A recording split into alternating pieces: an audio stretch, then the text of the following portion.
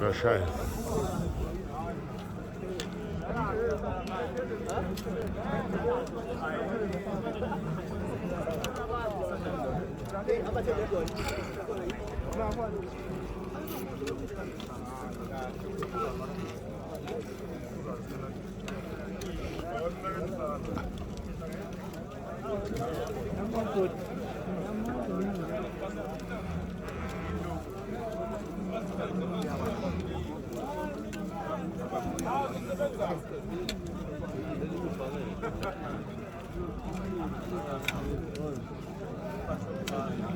Uyangifica-ke manje, asikaqedi ngisho iminute.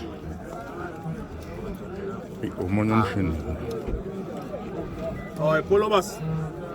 Polo mfuthu. uyihlole baba ukuthi iyashayeka. Ihlole Yebo khuluma into nayo manje.